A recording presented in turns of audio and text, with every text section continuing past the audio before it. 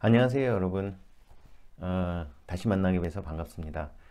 제가 지난번에는 그 지능형 기업을 위한 디지털 트랜스포메이션 1편으로 그 4차 산업혁명의 전개, 1, 2, 3, 4차 산업혁명이 어떻게 전개되어 왔는지를 한번 여러분들과 나눠봤습니다. 오늘은 그 다음 주제로 최근에 맞이한, 그러니까 지금까지 이제 쭉 그렇게 왔다고 하면 이제 4차 산업혁명이 막 이제 태동돼가지고 인더스트리 4.0 이런 것들이 막 이렇게 막 널리 알려지고 있는데요. 최근에 맞이한 급격한 변화들이 어떤 것이 있는지, 코로나를 통해서 생긴 변화, 이런 것들에 대해서 한번 살펴보도록 하겠습니다. 자, 코로나가 일으킨 초대형 변화, 코로나에 의해서 지금 변화, 어마어마하게 많은 변화가 있죠. 그걸 살펴보시면 뭐 대면 방식, 여러분도 재택근무 하시죠? 저희도 재택근무 한지 오래됐는데 재택근무 해보니까 괜찮더만요. 그리고 뭐 기존 조직 가치의 붕괴, 기존 조직 가치들 뭐 어떻게 붕괴되는지 이제 뒤에서 말씀드릴게요. 그 다음에 전통적인 서비스 산업, 유통 산업, 에너지 산업들이 급락하고 있고요. 그 다음에 첨단 기술 기업, 팡이라고 하는 그 실리콘밸리의 기술 기업들이 완전히 독과점에 이제 고착돼 있죠. 뭐 주식값도 장난이 아니죠. 그 다음에 선진 시스템에 대한 실망. 아유, 그 미국, 유럽 뭐 최고인 줄 알았더니 뭐 엉망이네요. 그리고 뭐 글로벌 최저가 공급망, 중국하고 뭐 저 분쟁이 있고 뭐 중국이 맨 처음에 이제 올 초에 몇 달 쓰니까 다 무너지죠. 그 다음에 뭐 돈은 무진장 풀려 나가고 있고요. 이 와중에 뭐 주식은 또 떨어질 줄 알았더니 뭐 어림도 없죠. 그 완전히 극과 극으로 달리고 있고 뭐 여러 가지 많은 이제 요새 그 변화가 있습니다. 옛날에 있지 않았던 변화예요. 여기에 이런 얘기가 있습니다. 그 언컨택트 사회라는 책에서 그 작가가 이제 쓰신 얘기인데요. 일상이 바뀌면 욕망이 바뀌고 욕망이 바뀌면 일상도 바뀐다. 우리의 일상이 지금 바뀌고 있죠. 굉장히 많은 일상의 변화가 있어요. 그러면 거기에 욕망, 원하는 것도 바뀐다는 겁니다. 맨날 가서 이렇게 놀러 가기 좋을 때는요. 놀러 가는 게 어디 어느 나라 뭐 세계 여행 하는 욕망이 있었는데요. 지금 같은 형태에서는 바라고자 하는 욕망, 그 다음에 이제 뭐 집에 대한 욕망도 조금씩 조금씩 바뀐다고 그래요. 그 교회에 이제 이 정원이 있고 뭐 이런 것으로 바뀐다고 그래요. 서양 사람들은 훨씬 더 그런 것들이 이제 강하다고 하죠. 그렇게 욕망이 바뀌면 거기에 따라서 다시 일상도 바뀐다는 그런 얘기를 합니다. 굉장히 저는 의미 있다라는 그 생각을 한 적이 있었습니다. 자, 포춘지, 유명한 잡지죠. 포춘지, 그 포춘 500대 기업 이런 거 선정을 하잖아요. 그래서 500대 CEO 대상으로 설문조사를 한 결과를 포춘 잡지가 발표를 했습니다. 자, 예전과 같은 경제 활동은 언제 다시 돌아오겠느냐. 이렇게 얘기해 보니까 Q1, 그러니까 22년 1사분기를 그 찍은 CEO들이 58%, 근 60%가 가까이 됩니다. 그리고 이제 그 27%, 한 27% 되는 그 CEO들은 그나마도 2022년도 아니고 2023년이나 돼야 복구될 거다라고 예측을 하는 사람들이 있고요. 그 다음에 투자가 2019년, 작년을 초과할 것으로 예상되는 시기가 언젠가를 물었더니 그 많은 CEO들이 2021년을 이제 얘기를 합니다. 그 다음에 2022년을 또 얘기를 하고요. 왜냐하면 2022년에 Q1에 이렇게 예전과 같은 경제 활동이 되려면요 미리 투자를 2021년에 해놔야 되거든요. 그러니까 내년에는 투자가 좀 있을 수 있겠다라고 하는 게 이 사람들의 생각이에요. 이 사람들 생각이 뭐 CEO들 생각이 다 맞지는 않겠지만 굉장히 많은 정보를 가지고 있는 사람들이기 때문에 그 뭐 보통 일반 사람들보다는 훨씬 더 이렇게 세상을 정확하게 볼 수 있지 않겠느냐라고 판단을 해서 이런 그 결과를 그 퍼블리시를 한 것 같아요. 거기에 그 2021년 1월에 고용 현황 이걸 이제 물어봤더니 그 뭐 형편없죠. 72.6%가 뭐 지금보다 나쁠 거라고 얘기를 하죠. 그 2020년 1월에 비해서. 그리고 재밌는 게 팬데믹이 가르쳐준 중요한 게 한 가지가 뭐냐고 그랬더니 다 여러 가지 얘기를 하는데 working from home works라는 얘기를 했다고 하네요. 이거는 워킹 프롬 홈이 재택근무잖아요. 재택근무가 워크스에 작동되더라. 그 얘기를 보니까 전 웃었는데 미국 사람의 500대 기업 CEO들도 재택근무에 대해서 약간 좀 뭐라고 할까 이 의심스러운 눈초리로 쳐다보고 있었던 모양입니다. 그래가지고 그게 탐탁치 않았던 모양이에요. 근데 하여간에 해보니까 방법이 없어서 재택근무를 했더니 작동하네? 라는 걸 느꼈다는 걸 보고 참 재밌다라는 생각을 했습니다. 그리고 그 현재 환경 하에서 가장 큰 비즈니스 리스크가 뭐냐 이걸 물었더니 이 사람들이 뭘 얘기하냐면 물론 안전성, 생산성 이게 떨어지는 것을 올려야 되는 그게 떨어지는 것은 리스크는 맞죠. 당연하죠. 왜냐면은 일을 제대로 공장도 제대로 못 돌리고 못 하는데 근데 그거를 떠나서 그런 명약 관한 그런 부분을 떠나서 이 사람들이 보고 있는 리스크는 이런 게 있습니다. 사업의 연속성, 취약성, 그리고 수요 불확실 이런 것들이 이 사람들에게서 굉장히 큰 고민이에요. 그러면 아까 뭐 투자를 해야 되는데 얼마만큼 해야 될 거냐? 우리 사업에 어디가 어떻게 취약하고 그게 취약한 점을 이제 만났을 때 그게 어떻게 극복을 해야 될 거냐? 이런 걸 가지고 굉장히 고민을 많이 한다는 거죠. 자, 그걸 보시면은 이 사람들이 얘기하는 거에 불확실성 시대의 성공 요인은 민첩성이라고 합니다. 영어로는 어질리티라고 얘기를 한다. 그러니까 뭐 공룡이잖아요. 공룡도 민첩한 공룡이 돼가지고 잽싸게 움직여 다닐 수 있도록 그렇게 하는 거예요. 회복력의 열쇠는 민첩성에 달려 있다고 얘기합니다. 이때 팬데믹이 기술 혁신에 미친 영향을 질문을 했더니요. 이 사람들이 뭐라고 하냐면 엑셀레이트 엄청 가속화시킬 것이다라는 생각을 가진 사람은 75% 정도. 그렇죠. 기술 혁신, 그러니까 디지털 트랜스포메이션이 이 팬데믹이 디지털 트랜스포메이션을 가속화시킬 것이다라고 하는 거와 같은 의미를 주는 것이죠. 자, 이거는 뭐냐면요. 테크놀로지컬 트랜스포메이션, 디지털 트랜스포메이션 이걸 통해 가지고 어질리티를 획득해야 된다는 거는 이런 얘기라고 이제 보고 있습니다.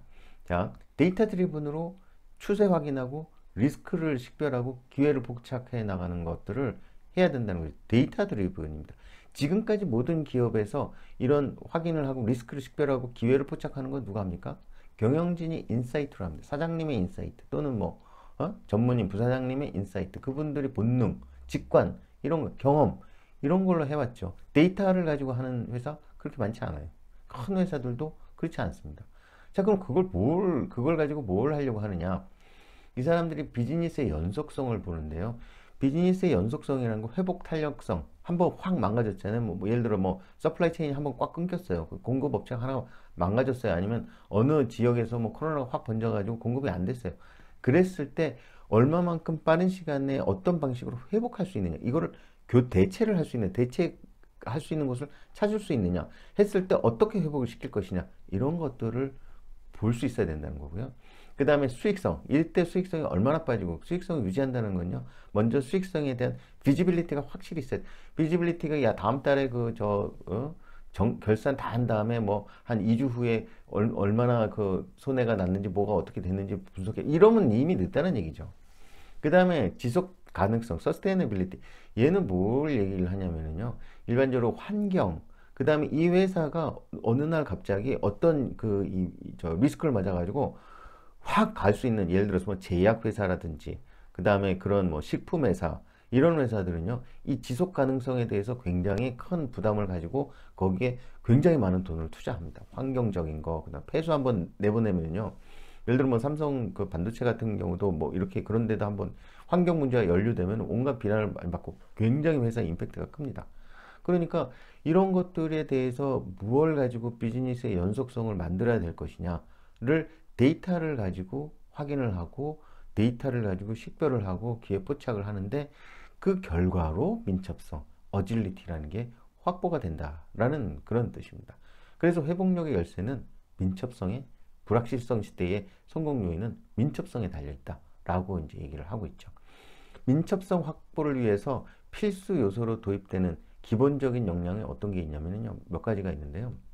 여러 가지가 있는데 일단은 ETE 표준 프로세스 시나리오 중심의 엔드 투 엔드 표준 프로세스하고 그거를 운영을 하기 위한 아주 기반이 되는 마스터 데이터의 정비 이게 이제 첫 번째 요소고요. 두 번째는 이걸 통해 가지고요 말도 안 되는 수많은 낭비와 비효율들이 발생하는 요소들을 파악하고 제거를 할 수 있어야 된다고 얘기를 합니다. 이 엔드 투 엔드 프로세스는 요새는 이런 추세가 나는데 옛날에는 프로세스를 어떻게 나누냐면요. 개구제물 마판서, 개발, 구매, 제조, 물류, 마케팅, 판매에서 서비스 이런 식으로 나눠가지고요. 그 안에서 그게 조직 구분하고 이제 같은 부분이죠. 그 안에서 자기들의 프로세스를 설계를 하고 그 다음에 이 조직에서 프로세스에서 끝나면은요 이 조직으로 넘어가고, 구매에서 끝나면 제조로 넘어가고, 제조에서 끝나면 물류로 넘어가고, 물류에서 그거를 그 마케팅으로 영업으로 넘기고, 그 다음에 끝나면 서비스로 가고, 이렇게 단위 펑션별로 나눠서 프로세스를 설계를 했는데요. 가만히 보니까 그런 게 아니라는 거죠. 왜냐하면 프로세스가 연결된 게 많다는 거죠. 예를 들어서 그 뭐 시제품을 개발하겠다, 아니면 양산 제품을 뭐 개발하겠다, 아니면 거기에 대한 소싱을 하겠다, 뭐 이런 거 할 때는요 이 구매, 그러니까 전략 구매를 하는 곳하고, 그 다음에 R&D를 하는 곳하고, 그 다음에 시장 그 분석을 하는 곳하고, 마케팅을 하는 곳하고, 그 다음에 뭐 제조 공정을 설계를 하는 것하고 같이 모여야지 하나의 프로세스, 하나의 제대로 된 프로덕트가 생산된다는 거죠. 그러면은 시제품을 만드는 프로세스, 양산 제품을 만드는 프로세스, 양산 제품을 설계하는 프로세스, 프로세스가 다 그게 무슨 R&D에 있는 게 아니라 이 프로세스는요 속성이나 해야 되는 일이 많이 다르다는 거죠. 비슷한 거라 하더라도 그렇게 해가지고 하는 프로세스의 시작부터 끝까지 어느 부서가 연결되어 있고, 누가 연결되어 있고, 누가 어떤 일을 하고 하는 것들을 엔드 투 엔드로 설계를 하겠다라고 하는 것들이 최근에 있어서의 흐름입니다.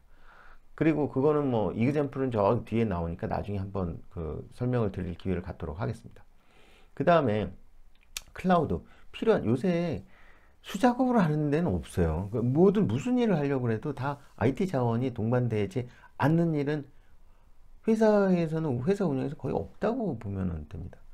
그러면은 일을 할 만큼, 뭐 무슨 일을 하려고 하면, 새로운 일을 하려고 하고, 무슨 사업 하나만 하려고 하면은 그 기술을 또 사야 되고, 무슨 하드웨어 사야 되고, 무슨 소프트웨어 사야 되고, 이런 식으로 해가지고는요 그 뭐 그거 하나 할 때마다 무슨 승인 받고 그 승인 받는데, 그것도 어떻게 승인 받느냐면 당장 요만큼 조금 해보는 역할을 승인을 받는 게 아니라 3년, 5년, 10년을 내다보고 왕창 확보를 해놔야 되는 거예요. 왜냐하면 요번에 한다고 요만큼 했다가 내년에 또 요거 좀 더 해보겠다고 했다가 후년에 이거 좀 더 사겠다고 사장님한테 얘기하면 혼나면 잘립니다. 그러면은 이거는 미리 플랜을 잡아가지고 딱 그 뭐 5년치, 10년치를 딱 준비를 해서 해야 되는데, 실제로 지금 10년 후 걸 사가지고, 아니면 10년 후만큼을 준비를 해가지고 그걸 다 쓸 수 있느냐? 그럴 수 있는 회사가 몇이나 될까요? 그래서 클라우드 인프라라고 하는 건 필요할 때 필요한 만큼 갖다가 쓰는 거거든요. 그리고 그만큼 과금하는 겁니다. 자, 그래서 첨단 기술을 수시로 저가에 활용할 수 있는 기반, 각 그 이 새로운 일, 새로운 사업을 즉시 시작할 수 있는 그런 핸즈온 환경, 이런 것들은 클라우드에서 줄 수 있는 거고요. 그 다음에 테크놀로지는 여러분 잘 알고 계시는 뭐 AI, 뭐 IoT, 빅데이터 등등등등. 사람은 의사결정 중심의 업무에 집중을 하고 나머지가 부가가치가, 그러니까 사람이 투입돼서 생기는 부가가치가 낮은 거는 다 이렇게 맡기는 거죠. 그래서 모든 혁신의 근거, 남보다 앞서가기 위해서 반드시 필요한 조건, 이런 거는 대부분 많은 경우가 테크놀로지에서 나온 거죠. 그래서 엔드투엔드 프로세스, 낭비를 제거하는 프로세스가 있어야 되고, 새로운 일을 시작을 할 때 그 다음에 거기에 바로 그거를 지원할 수 있는 클라우드 인프라가 있어야 되고, 그 다음에 이제 혁신의 근거가 되는 여러 가지 낭비 요소나 이런 것들을 아니면은 그것들을 극복할 수 있는 새로운 비즈니스 모델을 만들 수 있는 테크놀로지를 접목을 해야 되고, 이런 일들이 있어야 민첩성이 확보가 된다고 얘기를 합니다. 데이터 중심으로 일을 할 때도 이런 것들이 있어야 데이터라는 것들이 수집이 되고 운영이 될 수 있다는 거죠. 그거에 대한 자세한 얘기는 뒤에서 더 말씀 다시 드리겠습니다. 자, 새로운 변화, 비대면, 언컨택, 언택 이런 얘기를 하죠. 사람은 각자 포지션별로 네트워크의 구성 요소, 하나의 요소가 돼서 지금까지 운영이 됐어요. 근데 각 사람이 능력별로 공평한 소통의 중심이 이제 지금 되어가고 있거든요. 와, 이거는요 이미 다가오고 있었던 막을 수 없는 파도였어요. 근데 저항 논리가 있었어요. 왜? 아니 이거 네가 책임질 거냐, 이거 어떡하려고 그러느냐. 근데 저항 논리가 몰락된 게, 예를 들어 재택근무만 하더라도요, 해보니까 좋네. 해봤더니, 저희도 해봤더니 생산성 안 떨어집니다. 근데 옛날에는요 상상도 못했어요. 이거 어떻게 회사를 안 나오고 집에서 일을 해? 그럼 노는 거 아니야? 다 이렇게 했거든요. 어쩔 수 없는 이 저항 논리의 몰락. 해보니까 더 좋네. 라고 하는 것들이 굉장히 큰 이 임팩트를 주고 있습니다. 자, 그동안의 그 고참들이, 제 또래에 있는 사람들이 젊은 분들에게 강요했던 절대 가치, 무의미한 절대 가치가 되어버렸어요. 근태가 뭔지 아십니까? 근무 태도. 근태, 지각도 안 하고, 야근하고, 뭐, 주말에도 나와서 열심히 일하고, 이런 근태. 이런 것들이 이제 무의미해져 버렸다는 거죠. 자, 권위와 네트워킹 방식이 어떻게 변하는지 한번 볼까요? 기존 구조 하에서의 물리적 권위가 소멸이 되고 실력이 핵심 요소로 등장을 하죠. 학교 보세요. 학교 저 가운데 누가 있죠? 교수님 계시죠? 그 다음에 뭐 선생님 계시죠? 학생들은요, 저기를 바라보게 돼 있죠. 꼼짝도 못하죠. 딱 앞에서는 교수님이나 선생님이 쫙 째려보고 있고 딱 얘기하는 거 맞든 틀리든 무조건 들어야 됩니다. 회사 중간에 여기 보면 제일 가운데 누가 계세요? 사장님 계시죠? 아니면 뭐 여기 뭐 부사장님의 전무님 여기 딱 앉으시고 옆에 임원들 아니면 팀장들 쫙 앉고 저 밑에는 뭐 그룹장 쭉 이렇게 앉아서 이 회의하시죠? 이런 상태에서 모든 사람은 이 사람의 가운데 있는 사람이 집중할 수밖에 없고 그리고 뭐 여기에서 분위기가 뭐 숨도쉬기 힘들지. 저 옛날에 그 직장 다닐 때 여기에 계시던 여기 높은 분이 옆에 있던 그 팀장이 마음에 안 들어. 야, 너 저 끝에 가서 앉아. 그러니까 이제 갑자기 일어나서 저 끝으로 갔던 그게 저 신입사원 때 그런 일도 있었거든요.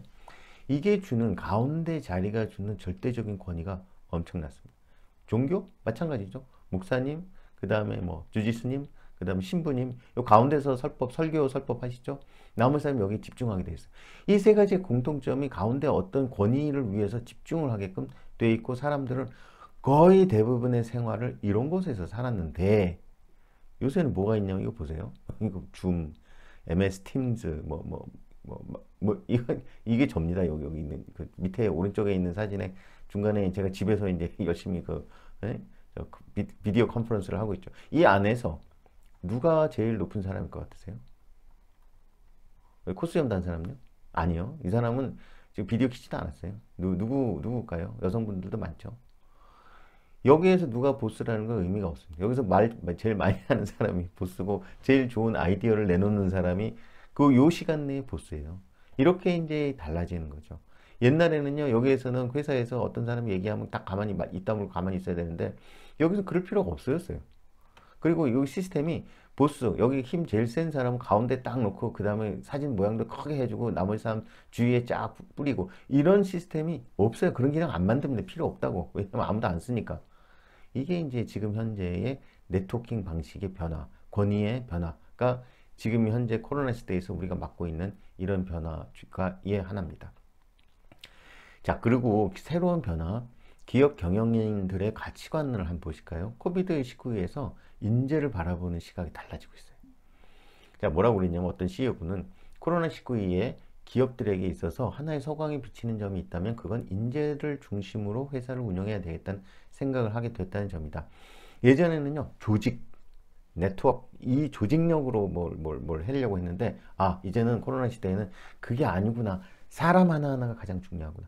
그 사람이 가지고 있는 아이디어, 그 사람이 만들어내는 일, 그런 것들이 중요하구나. 라는 것들을 느꼈다는 거죠.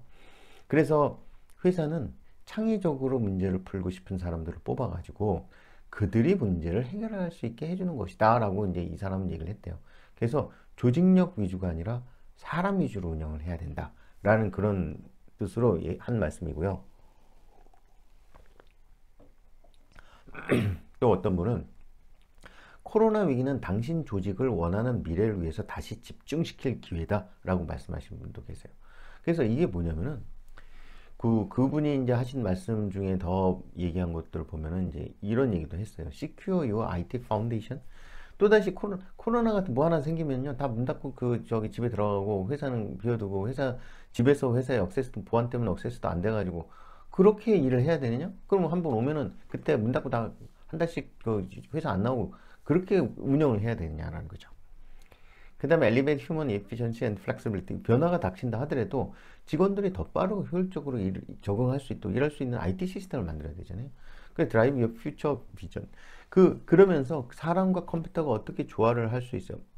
테크놀로지가 그렇게 할 수 있는 그런 새로운 그 비전을 설계를 해야 된다. 왜냐하면 지금 현재 모든 거는 테크놀로지의 도움을 받아서 일이 이루어지고 있잖아요. 저는 회의만 할 때도 하루에도 막 7, 8개씩 비디오 컨퍼런스를 하는데 이 테크놀로지가 없으면 옛날식으로 해서는 절대 할 수가 없었던 일이 지금 현재 이루어지고 있고 그걸 통해 가지고 이게 중간에 짜투리 시간 이런 것들을 확 줄어드니까 생산성은 오히려 올라가는 거예요. 어차피 얼굴 보고 일하는데요. 그것도 원거리에 있는 미국 사람, 독일 사람, 저기 프랑스 사람, 그 싱가포르 사람 다 한꺼번에 모여가지고 순식간에 모여가지고 그 30분 1시간 그 회의하고 결론 내고 헤어지는 그런 한 번 만나려면은요 돈이 얼마나 들어갔어요 과거에는요. 이런 변화가 있다는 거죠. 자, 이런 변화를 가지고 이 코비드의 변화가 이렇게 모였고, 그 다음에 네트워크 중심이 아니라 조직 중심이 아니라 사람 중심, 그 다음에 이 비대면이라 하더라도 이거에 대한 생산성이 극도로 올라가는 그런 과정 중에 뭐 기술적으로도 그렇고 뭐 솔루션적으로도 그렇게 많이 그 해결이 돼 가고 있죠. 이런 형태까지가 이제 우리의 그 삶에 온 그 환경의 변화입니다. 자, 그러면 다음에는요, 이걸 가지고 이게 그 디지털 트랜스포메이션, 그 다음에 혁신, 이런 거는 어떻게 연결을 시킬 수 있는지 그 부분을 말씀드리도록 하겠습니다. 오늘 경청해 주셔서 감사합니다.